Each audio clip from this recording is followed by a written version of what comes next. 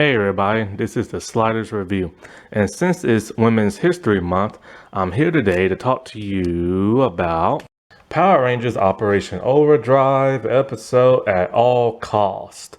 So this is a Ronnie episode, and so it was kind of hard to pick an actual Ronnie solo episode because like there's Run Ronnie Run, but like in that one she's mostly just kidnapped for the entire episode, the two-parter and stuff. So I didn't really want to talk about that. And most of the other times when she's in like, a solo type episode, Tyzon's there, so but then I'm all like, oh wait, there's this episode, so I guess I'll talk about this one. It doesn't really show her in like the best light, but at least she learns her lesson towards the end. So Ronnie is that of a race car driver and the Yellow Ranger.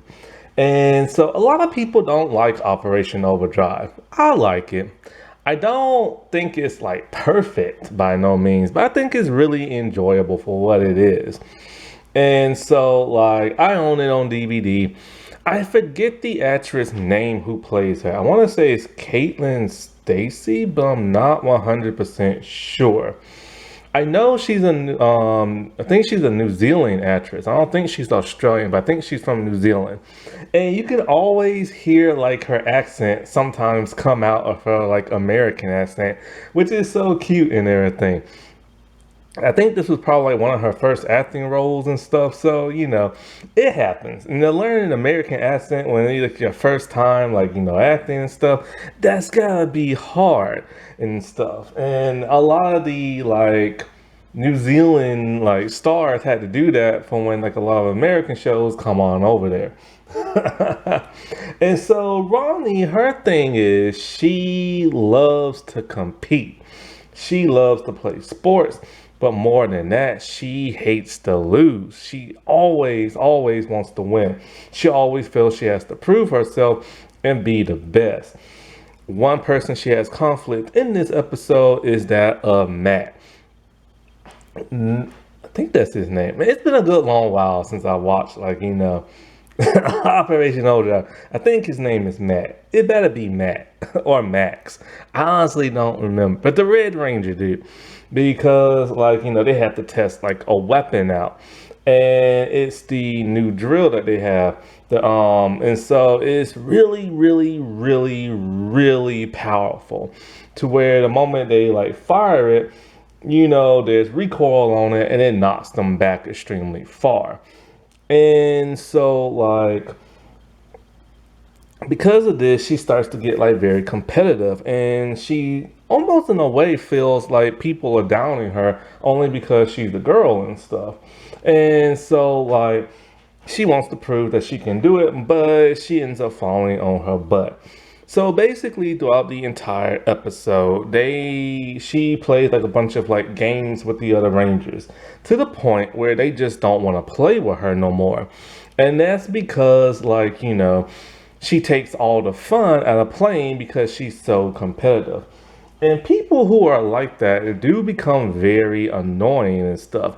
You don't want to play with somebody who's too aggressive and doesn't just want to have fun.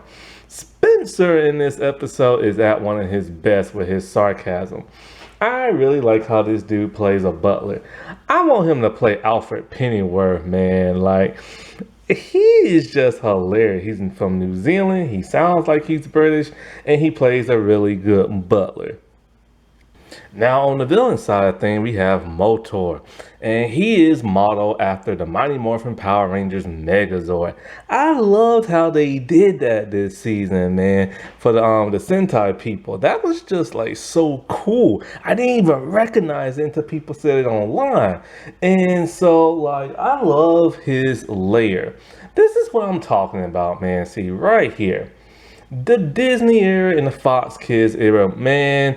You can't knock these layers, these command centers, these villains for nothing. They look amazing. They always look new. They always look interesting. The outside CGI and the inside is just awesome looking. And he has some of the best foot soldiers I've ever seen in Power Rangers history, the lava lizards.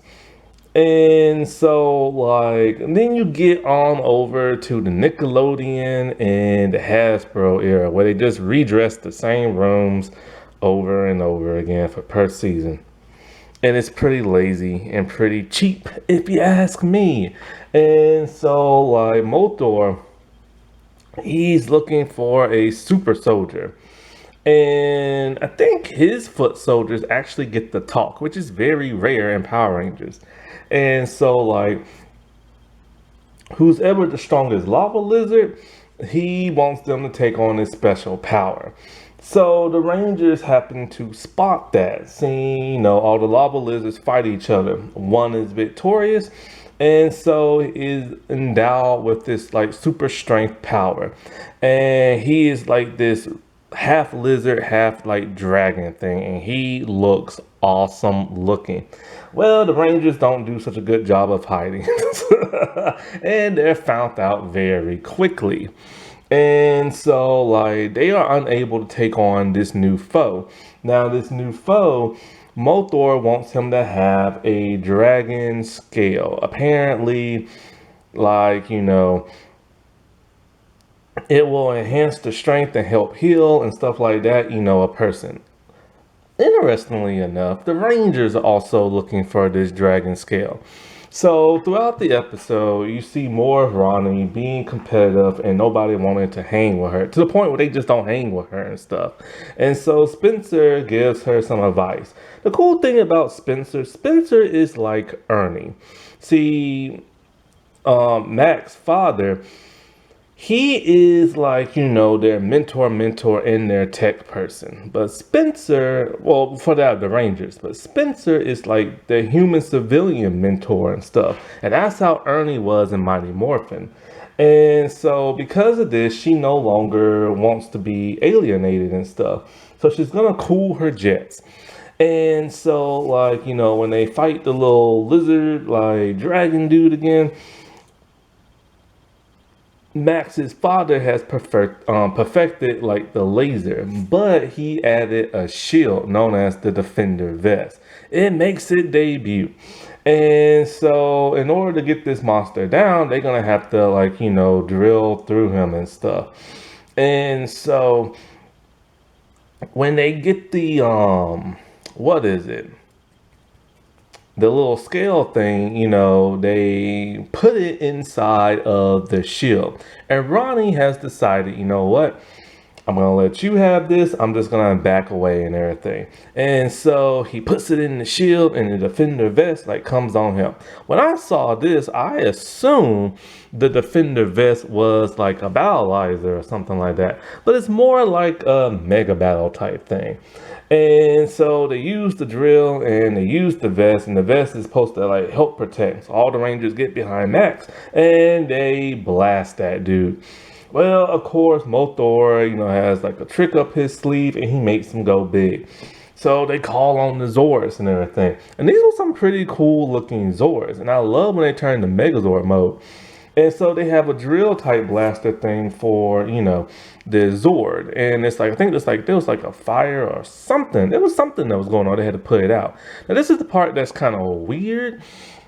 The Megazord has a shovel and he's shoveling like granite and he puts it inside like the laser drill. And then he sprays some type of like, weird goo, almost like concrete liquid out on like, the flames and stuff. It's a little weird, I have to say. I kind of wish they would have left that out of the show. I know it's in the Sentai, but they could have done something else. But in a way, they defeat the dude, And so back at like their headquarters, which is just a mansion, Ronnie and Matt are playing foosball. And they've been playing for several hours straight and everything. And what's really interesting about her in this episode is that like you never really see this competitive side again. It's only for this episode. But it is kind of cool that she did learn her life lesson. She realized that like, It's more important to just have fun when you're playing with your friends instead of always wanting to be that one person that wins. Winning is great and everything, but when you don't have nobody to play with, then it's just not no fun. You know what I'm saying? Now, one cool thing about this season is that they all have enhanced genes, just like every other Disney season, except for that of Jungle Fury. I don't understand why Jungle Fury don't have that. I think RPM had it. I'm not 100% sure, but I think they do. But for some reason, Jungle Fury just never had that. I think they're the only Disney season. Well, them and Mystic Force are the only two Disney seasons where the civilians don't have enhanced like powers and stuff. Happy Women's History Month, everybody. All right, I'll talk to you later. Bye.